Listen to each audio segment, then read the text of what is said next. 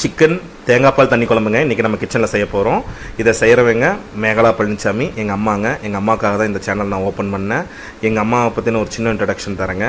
எங்கள் அம்மா கிட்டத்தட்ட வந்து பார்த்திங்கன்னா ஒரு 30 வருஷமாக வந்து பார்த்திங்கன்னா கோயம்புத்தூரில் இருக்கக்கூடிய ஒரு சில மில்லில் வந்து பார்த்திங்கன்னா கேன்டீன் வச்சு நடத்துனாங்க. 30 வருஷம் எக்ஸ்பீரியன்ஸுங்க. கொங்கு சமையலை அடித்து திம்சம் பண்ணிடுவாங்க, செம்மையாக செய்வாங்க. நான் வந்து பார்த்திங்கன்னா எங்கள் அம்மாவோட சமையலை வந்து பார்த்திங்கன்னா ஊருக்கு உலகத்துக்கெல்லாம் தெரிய வைக்கணுங்கிறதுக்காக தான் இந்த சேனல் நான் ஓப்பன் பண்ணினேன்.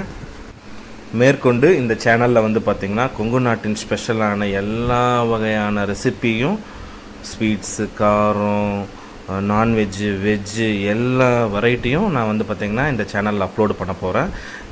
எங்கள் அம்மாவுக்கு வந்து பார்த்திங்கன்னா சமைக்க தாங்க தெரியும், வாய்ஸ் ஓவர்லாம் கொடுக்க தெரியாது. ஸோ அதனால் நான் இந்த வாய்ஸ் ஓவரை எங்கள் அம்மாவுக்காக நான் கொடுக்குறேன்.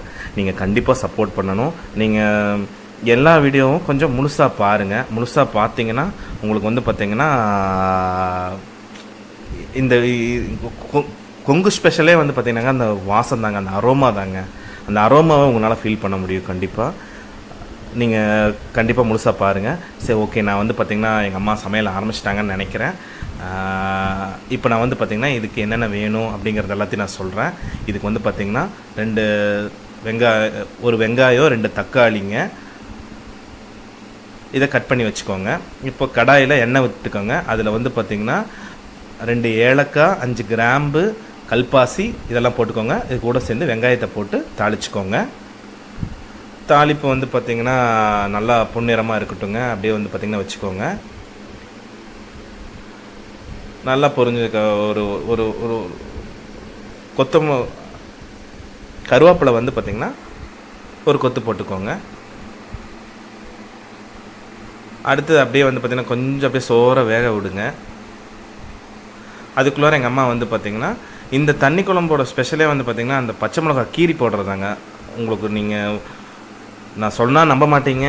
இந்த குழம்பு செய்யும்போது 4 பேர் வந்து பார்த்திங்கன்னா உங்கள் வீட்டில் இது என்ன குழம்புன்னு கேட்காம இருக்க மாட்டாங்க. கண்டிப்பாக வந்து பார்த்திங்கன்னா ட்ரை பண்ணி பாருங்கள், செம்மையாக இருக்கும். நான் ரொம்ப ரசித்து சாப்பிடுவேங்க எங்கள் அம்மா சமையல். அடுத்து வந்து பார்த்திங்கன்னா எங்கள் அம்மா வந்து பார்த்திங்கன்னா இஞ்சி பூண்டு பேஸ்ட்டு அரைச்சிட்டாங்க. இதுக்கு வந்து பார்த்திங்கன்னா ஒரு 4 பூண்டு, கொஞ்சம் இஞ்சி போட்டு நீங்கள் அரைச்சிக்கோங்க. இதில் பேக்கெட்டில் வாங்க வேண்டாங்க. பேக்கெட்டில் வாங்குறது அவ்வளோ நல்லா இருக்காதுன்னு எங்கள் அம்மா சொன்னாங்க. இப்போது அந்த இஞ்சி பூண்டு பேஸ்ட்டில் 1.5 ஸ்பூன் போட்டுட்டு கொஞ்சம் அப்படியே சோறை வணக்கி விடுங்க. கொஞ்சம் இஞ்சி பூண்டு வாசம் போகட்டும். ஆனால் இதில் வந்து பார்த்திங்கன்னா கொஞ்சம் இஞ்சி பூண்டு வாசம் இருக்கிறது கொஞ்சம் நல்லாயிருக்கும்னு சொன்னாங்க எங்கள் அம்மா. அடுத்தது இதுக்குள்ளார மஞ்சத்தூள் போடுங்க. ஆனால் மஞ்சத்தூள் வந்து பார்த்திங்கன்னா இந்த வெங்காயத்தெல்லாம் ஒதுக்கி வச்சுட்டு நடுவில் அந்த எண்ணெய்க்குள்ளார போடுங்க. அந்த எண்ணெய்க்குள்ளார போட்டு அந்த மஞ்சள் வந்து பார்த்திங்கன்னா நல்லா பொரிய விடுங்க. கொங்கு ஸ்பெஷலை பொறுத்த வரைக்கும் அந்த கலர்ஃபுல்லாக இருக்கணுங்க குழம்பு பார்க்குறக்கு. அது வந்து பார்த்திங்கன்னா ஒரு இளம் மஞ்சள் கலரில் இருக்கணுங்க. அப்படி இருந்தால் தான் அந்த பார்வையே ரொம்ப அழகாக இருக்கும்னு நான் நினைக்கிறேங்க. இப்போ அந்த மஞ்சளை வந்து பார்த்திங்கன்னா தாளித்து விட்டாங்க. எங்கள் அம்மா வந்து பார்த்திங்கன்னா மிளகாத்தூள், மல்லித்தூள்லாம் வந்து பார்த்திங்கன்னா வீட்டிலே தான் இது பண்ணுவாங்க. இப்போ தக்காளி உள்ளே போட்டுருங்க. தக்காளி உள்ளே போட்டு சும்மா 2 வணக்கி விடுங்க. நல்லா அந்த வணக்கி விடுற கேப் இருக்குல்லங்க, இந்த வணக்கி விடுற கேப்பு தாங்க இதுங்க. எங்கள் அம்மா அடுத்தது சொல்லியிருக்காங்க, கொஞ்சம் வந்து பார்த்திங்கன்னா அதுக்குள்ளார உப்பு போட்டு வணக்கி விட்டுட்டா உள்ளே போட்டிருக்க எல்லாமே சீக்கிரமாக வணங்கும் அப்படின்ட்டு. இந்த தக்காளி வணக்கி விடுற கேப் இருக்குது பார்த்திங்களா, இந்த தக்காளி வணக்கி விடுற கேப்பில் தான் சிக்கன் கழுவுணுங்க. சிக்கன் முன்னாடியே கழுவி வைக்காதீங்க. சிக்கன் முன்னாடியே கழுவி விட்டால் நீர்த்து போயிருமாம்மா. நீர்த்து போயிடுச்சுன்னா அவ்வளோ டேஸ்ட் இருக்காது. அப்போ வந்து பார்த்திங்கன்னா கரெக்டாக தக்காளி உள்ளே போட்டோன்னே சிக்கனை கழுவ ஆரம்பிங்க. தக்காளி உள்ளே போட்டோன்னே சிக்கன் கழுவ ஆரம்பிச்சிங்கன்னா இந்த தக்காளி வேகிறக்கும் சிக்கன் வந்து பார்த்திங்கன்னா நீங்கள் கழுவுறக்கும் டைமிங் ஈக்குவலாக இருக்கணும். அதுதான் வந்து பார்த்திங்கன்னா அந்த அந்த அந்த அந்த குக்கிங் வந்து பார்த்திங்கன்னாங்க எங்கள் அம்மா அப்படியே ஒரு ஆர்டர் பை ஆர்டராக ஒரு லைனாக சொல்லியிருக்காங்க. அந்த மாதிரி ட்ரை பண்ணால் உங்களுக்கு ரொம்ப எளிமையாக இருக்கும். மொத்தமாகவே இதுக்கு ஒரு 10 நிமிஷம் தான் ஆகும் அப்படிங்கிறது தான் டோட்டலான டைமிங்கு. இப்போ நமக்கு வந்து பார்த்திங்கன்னா தக்காளி வந்து பார்த்திங்கன்னா ஓரளவுக்கு நல்லா வணங்கிட்டு இருக்குது. இப்போ எங்கள் அம்மா வந்து பார்த்திங்கன்னா சிக்கன் இதாகிட்டாங்க. அதுக்கு முன்னாடி வந்து பார்த்திங்கன்னா 1 ஸ்பூன் மிளகாத்தூள், 1 ஸ்பூன் மல்லித்தூளுங்க உள்ளே போட்டுருங்க. சும்மா 2 வணக்கம் மட்டும் வணக்கி விடுங்க, ரொம்ப வணக்க வேண்டாம் அப்படின்னு சொன்னாங்க. மல்லித்தூளும் மிளகாத்தூளும் போட்டால் 1 வணக்கம் வணக்கிட்டு அப்படியே வந்து பார்த்திங்கன்னா சிக்கன் உள்ளே போட்டுருமாம்மா.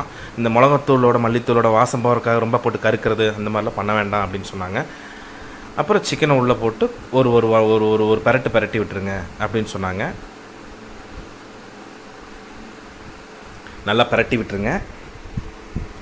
என்னோடய லாங்குவேஜில் அடிக்கடி வந்து பார்த்திங்கன்னா பார்த்தீங்களா பார்த்துக்கோங்க. அந்த ஒரு 2-3 வார்த்தையெல்லாம் வந்து பார்த்திங்கன்னா அடிக்கடி வரும். இது என்னோடய ஸ்லாங்குங்க, கொஞ்சம் மன்னிச்சுக்கோங்க.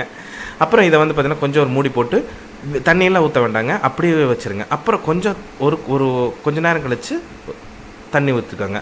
அடுத்து எங்கள் அம்மா சாப்பாடு செய்ய ஆரம்பிச்சிட்டாங்க. ஏன்னா நாங்கள் எங்கள் வீட்டில் மொத்தம் 3 பேர் தான். ஸோ அதனால் ஒரு 1.5 டம்ளர் அரிசி போட்டால் போதும்னு சொல்லிட்டாங்க. ஏங்க இந்த குழம்பு இருக்குல்லங்க, ஞாயிற்றுக்கிழமை நாள் காலையில் வந்து பார்த்திங்கன்னா எங்கள் அப்பா கறி எடுத்துகிட்டு வருவார். அப்போ வந்து பார்த்திங்கன்னா எங்கள் அம்மா ஃபஸ்ட்டு இட்லிக்கு இந்த குழம்பு செய்வாங்க. எங்கள் அம்மா குழம்பு செய்கிறாங்கிற நான் தூங்கிட்டு இருக்கும்போதே தெரிஞ்சுங்க. அந்த அளவுக்கு இந்த குழம்பு அவ்வளோ வாசமாக இருக்குங்க.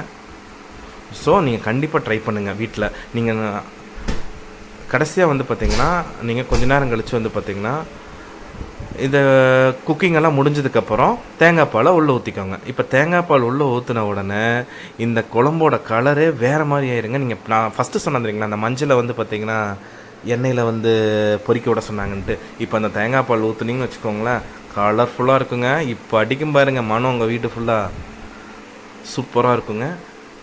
இதை நீங்கள் மூடி போட்டு ஒரு மூடி வச்சுக்கோங்க. ஒரு 10 நிமிஷம் வெந்தால் போதுங்க. உப்பு மட்டும் தேங்காய் பால் போட்டதுக்கப்புறம் மறுபடியும் செக் பண்ணிக்கோங்க.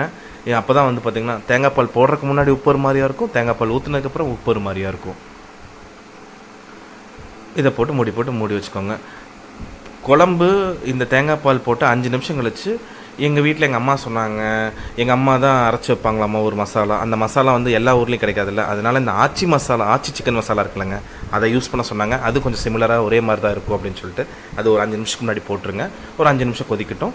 குழம்பு இறக்குறதுக்கு முன்னாடி நம்ம கொத்தமல்லி தலையை வந்து பார்த்திங்கன்னா போட சொன்னாங்க.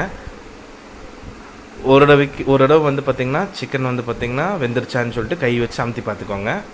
ஏன்னா குழம்பு பதத்தில் இருக்கும்போது வந்து பார்த்திங்கன்னா சிக்கனில் வந்து பார்த்திங்கன்னா இது வந்து மசாலாலாம் இறங்கணும். அதுக்காக தான் இது வந்து பார்த்திங்கன்னா மேக்ஸிமம் பிராய்லர் கோழியில் செய்ய பார்த்துக்கோங்க. ஏன்னா இது வந்து பார்த்திங்கன்னா நாட்டுக்கோழி பிடிக்காத ஒரு காரம் இல்லாத ரொம்ப மணமான குழம்புங்க. குழந்தைகள்லேருந்து 70 வயசு தாத்தா வரைக்கும் சாப்பிட்லாங்க. அப்புறம் எங்கள் அம்மா என்னங்க எடுத்து டேஸ்ட் பார்த்தாங்க. எங்கள் அம்மா டேஸ்ட் பார்க்குறதுலாம் புதுசாக இருந்துச்சுங்க. எங்கள் அம்மா வந்து பார்த்திங்கன்னா கேண்டீனில் வேலை செஞ்சுங்க, இப்படி சுட கையில் எடுத்து டப்பன்னு எடுத்து சாப்பிட்டு பார்த்துட்டு சரிங்கிறாங்க. சரி, ஓகே, எங்கள் வீடியோ சப்ஸ்கிரைப் பண்ணிக்கோங்க, ஷேர் பண்ணுங்கள். தேங்க்ஸ்.